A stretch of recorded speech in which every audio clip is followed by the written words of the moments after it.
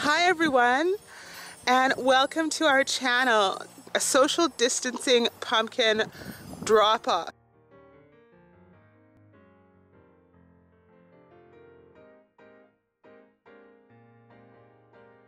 I have been told that this is the best pumpkin pie that some people and myself have ever had. It is the Allrecipes recipe for perfect pumpkin pie. And whenever I make this, people are really excited about it. I made this once at a holiday that we had, some holiday, and afterwards I have been asked to recreate this pumpkin pie over and over and over again. So I'm going to show you how to do it right now. So the first thing you're going to want to do is wash the outside of the pumpkin. I know there's pumpkin on my counter. I know, I see it. All right, this is a really fun but really messy job. So I take an ice cream scoop and I scoop out all of the insides of the pumpkin. Get all of that out of there because we don't want any strings from the pumpkin, any of the pulp, to be burnt when we're doing our steaming. So these are some old pans, and what I do is I put a grate over top of the pans and then fill them with some water, not fully full, because what we're going to do is steam the pumpkin so that we can get that hard pumpkin rind off of the pumpkin. It's really difficult. I don't know any other way to get the pumpkin off of there. So just take an ice cream scoop, cut the top off, how I did there, and you take an ice cream scoop and just scoop out all of the insides of the pumpkin.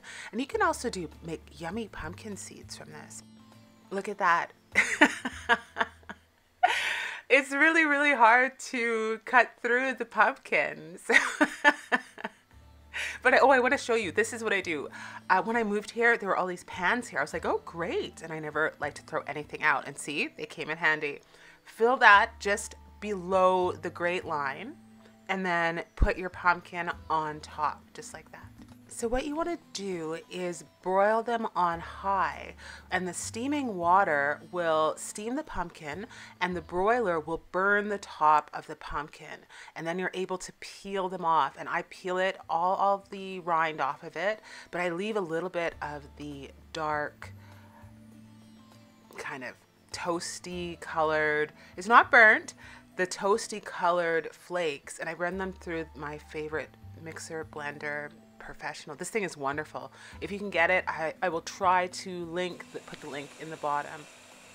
The reason why I leave a little bit of the dark flakes is because I like the way that looks. If I'm going to present the pie at a party or something like that, when people cut into it, I like them to have a little bit of the dark flakes, but I don't want any kind of thick or hard consistency in it. So what I do is I blend it in this Ninja for 4 minutes until it's done like this, pureed like that, puree, I don't know. Next, I put it in the fridge while I prepare the other parts of the pie, and also so that some of the liquid from the pumpkin can be drained off. Isn't this sifter cute? I don't use it, but in the old days, this is what they used to sift their flour. I thought that was kind of cute. So I might buff it up and make it all look new and just put it on the counter.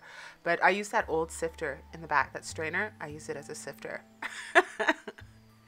All right, so what I do is I measure out the flour. I sift it first into the container so it's nice and light and fluffy like this. Then I take the lard and I measure it out. Then this is orange juice, you guys. A tip I use is I use orange juice instead of water in my pie crusts. Next, you're going to take a fork and you're going to slowly crush it up, fork through it until, is that a word? Fork through it until it looks like that, tiny little piece. Make it into a ball and then put some saran wrap around it and squish it into a circle like that. Refrigerate.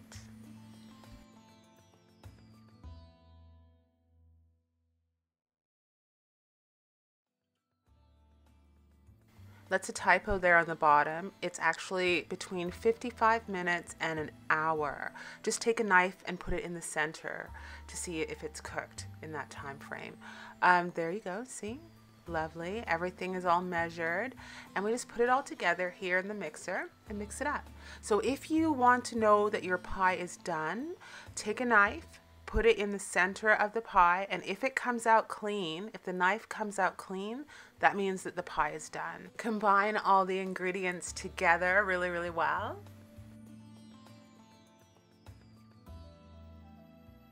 This is so easy. Take the dough from the fridge. Make sure the counter that you're using, the area, is really clean. Put the flour down. Make sure that either side of the dough always has flour on it, otherwise it will stick to the counter. Then you make it as thin as possible. Today I did not, but it's okay. So then I measure the size that it's going to be, the pie crust is going to be with the pan. You can make it as thin as possible, as soon as you like to, it doesn't matter. Then usually I would clean this up, but I haven't done it like that. I haven't beautified my pie, you guys. But I use whatever's in the house, so that spatula or whatever it is, I use that to just peel it off of the bottom. And these are great because when you make an apple pie or something that has a top crust, you can make flower decorations, leaves, anything like that. So just pour the filling into the crust like that, and then put it in the oven for the time frame between 40 to about 60 minutes, and it's done. This pie has already been eaten, and I'm making another one as we speak. XO everyone.